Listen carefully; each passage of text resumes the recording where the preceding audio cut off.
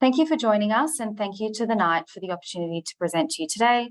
My name is Alina Lucaciu, and I'm the Broking Operations Manager for Resolute Property Protect. And with me, I have Renee Cassidy, who is the Claims Manager for Resolute and Whitbread Insurance Brokers. Today, we will outline a strata policy and also have a claims overview of what's been happening within the market. So essentially, what is covered under a strata policy? Under the Owners Corporation Act, your property must be insured for full replacement and reinstatement, and also have a minimum of 20 million liability. There are a number of sections of the policy that are optional, such as office bearers, machinery breakdown, and catastrophe. Important to note, with catastrophe, it provides an additional sum insured where the building is considered a total loss or partial loss due to a catastrophe where a state emergency is declared, such as an earthquake, bushfire, tsunami, cyclone, or even storm in some cases, which is what we've seen up in Queensland and New South Wales. Office bearers protects the members of the committee where liability has arisen from an alleged or wrongful act, omission, or breach of duty. It provides cover to the liability and legal costs up to the sum insured. Machinery breakdown provides cover for sudden or unforeseen physical destruction of damage to machinery. This sometimes includes lift motors, chillers, coolers. It really depends on the policy wording. So I suggest that you refer to your policy wording for more information.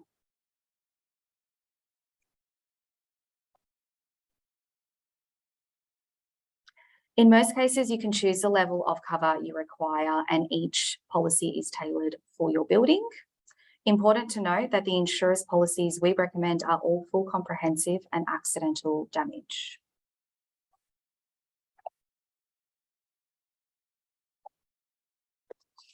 Three points to highlight with Strata Insurance and that unit owners and tenants need to be aware of is the Strata Insurance policy, the contents policy, and the landlord's policy.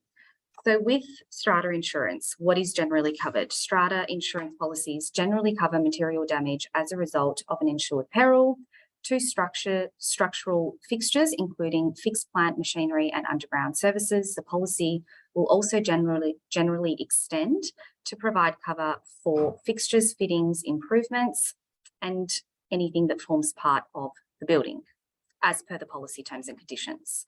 Some of these items include built-in ovens, stovetops, kitchen cupboards, hand basins, baths, showers, spas, glass, and pools in common areas. Specifically, the items that do not form part of a strata policy that everyone should be aware of are things such as carpets, curtains, blinds, light fittings, and electrical appliances that are not hardwired into the premises. These items should be insured by a contents or a landlord's policy. So if you rent out your unit, you should, and we strongly recommend that you take out a landlord's policy. Essentially, unit owners need to purchase a landlord insurance policy as a separate policy to the strata cover. Landlord insurance includes the carpets, curtains, blinds, light fittings, and electrical appliances that are not wired into the premises, and any furniture provided. The policy also provides liability insurance protection for any third-party property damage and injuries which may occur at the premises and for which the unit owner may be legally liable for. If you live in your unit or your property, you should, and we recommend that you take out a contents policy. So as an owner-occupier of the unit, you should arrange cover for the furniture, personal contents, jewellery collections, and any other special items. Contents insurance policies provide liability insurance protection for any third-party injuries or damage to third-party property damage and injuries that may occur anywhere in Australia. I'll now leave it to Renee to provide the claims market update. Thanks, Alina. So with claims, a lot's been happening in the last 12 months or so. The earthquake on the 22nd of September, it's just gone its anniversary. We still do have claims open of that. There's also many storms that have happened, in particular the Queensland, New South Wales floods, which currently is over $5 billion of insured losses alone, which pretty much makes it the biggest catastrophe Australia has ever had. So it definitely has had a big knock-on effect in the insurance claims industry nationally.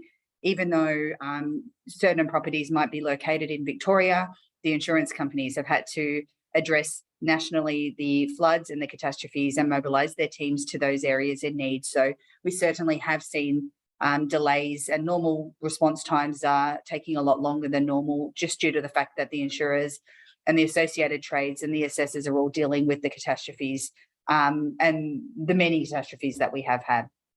The other issues in the market at the moment is there's been delay with trades and materials. A lot of materials are a long wait time to be received, and the trades, there is a shortage of trades at the moment. A lot of them potentially have moved overseas, but there's just a higher demand. So it does make things difficult to try and get the claims resolved quicker. The other difficult part are the increased cost of claim. All the materials do take longer, cost more, sorry.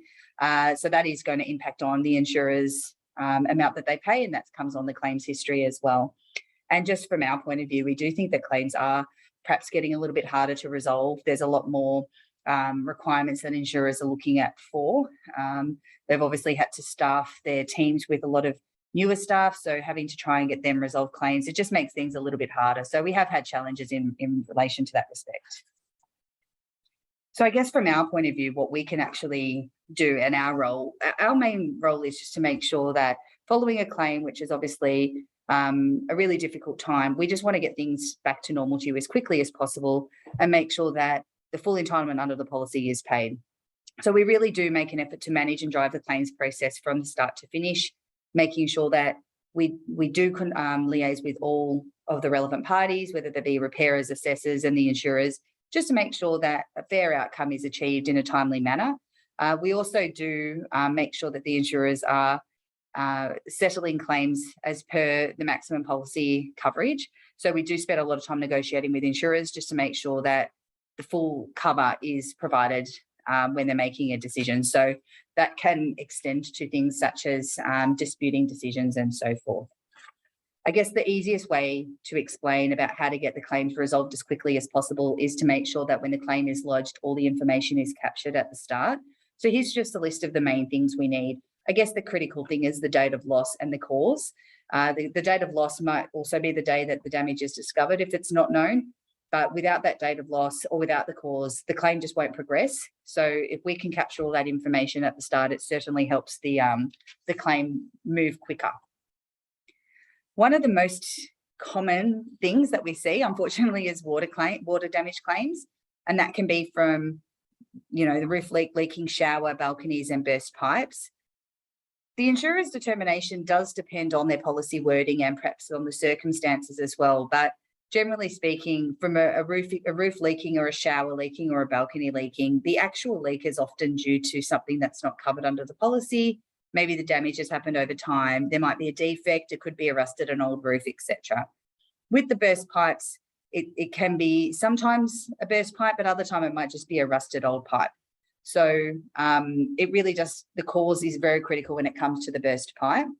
The insurers will always ask that the cause is being fixed because they're not going to look at any of the water damage to the building until they know no further water is coming in. So that's usually one of the first questions that we ask because we know that is a requirement.